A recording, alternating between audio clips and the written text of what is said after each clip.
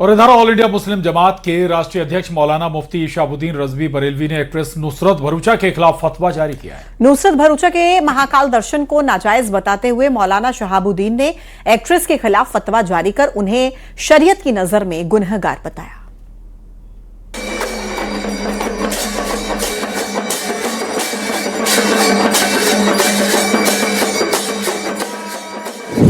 महाकाल मंदिर उज्जैन में नुसरत भरूचा ने जाकर के दर्शन किए। इस्लाम इजाज़त नहीं देता है।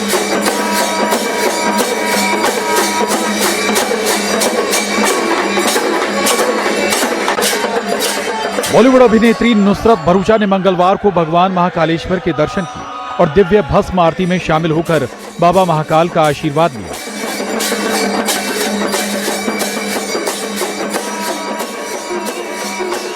मंदिर के पुजारियों ने नुसरत भरूचा को प्रसाद स्वरूप महाकाल अंकित दुपट्टा भेंट किया, जिसे पाकर वो गदगद नजर आईं।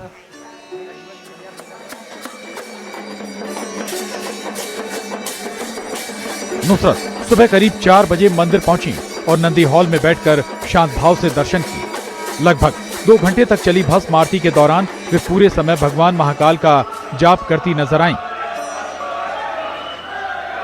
देहरी से विधिवत दर्शन करने के बाद श्री महाकालेश्वर मंदिर प्रबंधन समिति की ओर से उनका सम्मान और स्वागत किया गया। जय श्री महाकाल। मैं दूसरी बार आई हूँ और ये न्यू ईयर का टाइम है और फिर भी दर्शन करने पहुंची हूँ और सबने बहुत ही प्यार से और बहुत ही संभाल के, नॉट जस्ट मुझे बट जितने भी भक्त आए आज, क्योंकि न्यू ईयर का टाइम में इतनी भीड़ है, इतने लोग श्रद्धा से आते हैं। साल खत्म हो रहा है, नया साल शुरू करने जा रहे हैं और सब बस आशीर्वाद लेने आते हैं। और इधर ऑल इंडिया मुस्लिम जमात के राष्ट्रीय अध्यक्ष मौलाना मुफ्ती शहाबुद्दीन रजवी बरेलवी को नुसरत भरूचा के महाकाल दर्शन से मिर्ची लग गई। बरेलवी ने एक्ट्रेस नुसरत भरूचा के खिलाफ फतवा जारी किया है। मौलाना शहाबुद्दीन ने कहा है कि नुसरत भरूचा ने महाकाल मंदिर उज्जैन में जो धार्मिक परंपरा निभाई, जल चढ़ाया, ये तमाम चीजें इस्लाम के खिलाफ है। महाकाल मंदिर उज्जैन में नुसरत भरूचा ने जाकर के दर्शन किए, जल चढ़ाया और वहाँ मजहबी परंपराओं को निभाया। इन तमाम चीज़ों की इस्लाम इजाज़त नहीं देता है।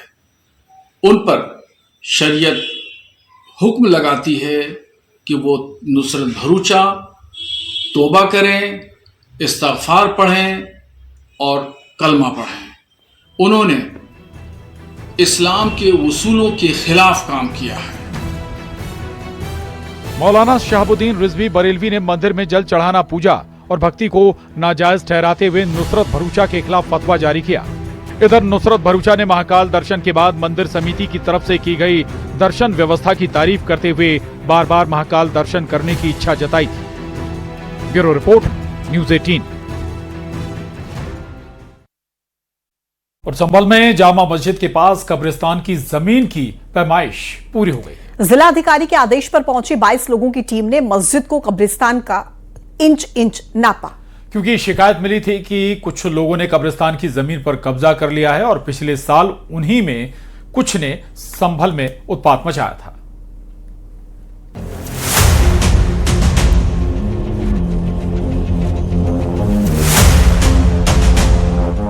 संभल में सड़क पर उतरे आरएएफ और पीएसी के जवान। शुरू हो गई पैमाइश, नापी गई कब्रिस्तान की जमीन। उत्तर प्रदेश के संभल में जामा मस्जिद के इर्द गिर्द 1-1 इंच की पैमाइश की गई, नापा गया और पता लगाने की कोशिश की गई कि जामा मस्जिद के पास कब्रिस्तान की जमीन पर कितना कब्जा हुआ। इसके लिए तहसीलदार के नेतृत्व में 22 लेखपाल और 4 कानूनगो की टीम संभल की जामा मस्जिद के पास के कब्रिस्तान पहुंची और फिर शुरू हुई पैमाइश। कड़ी सुरक्षा के बीच सरकारी अधिकारियों ने इंची टेप से 1-1 इंच नापा।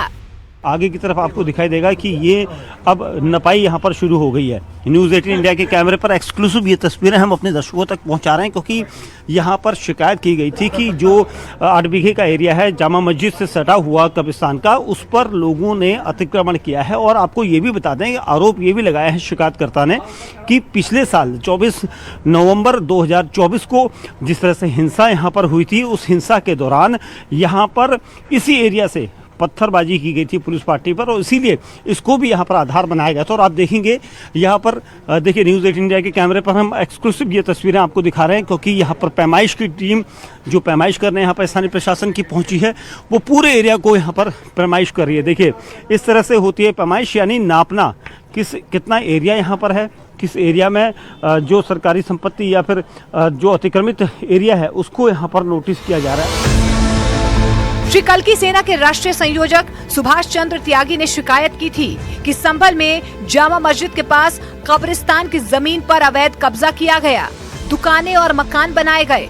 शिकायतकर्ता सुभाष चंद्र त्यागी का दावा है कि 24 नवंबर 2024 को जामा मस्जिद के आसपास सर्वे के दौरान जो हिंसा हुई थी, उसमें कब्जा किए गए मकानों और दुकानों से ही पत्थर फेंके गए थे।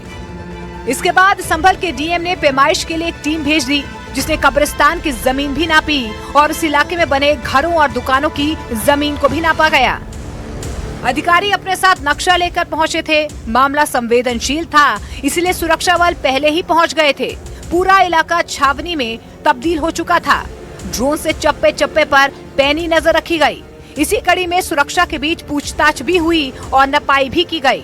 जिन जिन दुकानों में अधिकारी गए, उन्होंने अपनी पूरी जानकारी दी। कुछ दुकानदारों ने भरोसा जताया कि उनके पास पक्के कागज हैं, इसलिए उनकी दुकान को खतरा नहीं है।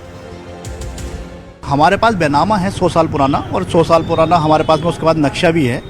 तो आप पहले ज़मीन की भूमि पूरी हो है, वो कब्रिस्तान की भूमि, उसके बाद 478 हेक्टेयर ज़मीन बताई गई है इसमें। उसकी भूमि पूरी होने के बाद ही देखा जाएगा जो होगा। संभल के डीएम के मुताबिक वहां पर 4780 स्क्वायर मीटर इलाके की पैमाइश की गई, क्योंकि शिकायत मिली थी कि कब्रिस्तान के जमीन पर दुकानें और मकान बनाए गए हैं और ये दुकानें और मकान 15 से 20 साल पुराने हैं। लेकिन कोई भी कार्रवाई करने से पहले धारा 67 के अंतर्गत दोनों पक्षों को सुना जाएगा और उसके बाद ही अतिक्रमण हटाया जाएगा। शिकायत आई थी कि कब्रिस्तान पर विभिन्न लोगों ने दुकानें और मकान बनाकर कब्जा कर लिया है, तो उसी के 3 कोनों पर कब्जे पाए गए और वहाँ मूल रूप से केवल कब्रिस्तान की भूमि है, अन्य कोई भी भूमि नहीं है। वो सार्वजनिक भूमि है और ग्राम कोट में पड़ती है और गाटा संख्या उसका 32/2 है। तो पैमाइश करके आज पूरी रिपोर्ट बन जाएगी और उसके बाद धारा 67 के अंतर्गत तहसीलदार न्यायालय के अंदर मुकदमा चलेगा और लोग अपने दस्तावेज प्रस्तुत कर सकते हैं। जिन जिन के कब्जे हैं उनको नोटिस भी दिया जाएगा और उसी के बाद नियमानुसार विधिक कार्रवाई की जाएगी। संभल में कब्रिस्तान की जमीन की पैमाइश का ऐलान पहले ही हो चुका था, इसलिए प्रशासन पूरी तैयारी के साथ पहुंचा। सुरक्षा बल ने पहले ही पूरा इलाका घेर लिया और फिर सरकारी अधिकारी पहुंचे और उन्होंने पैमाइश का काम पूरा किया।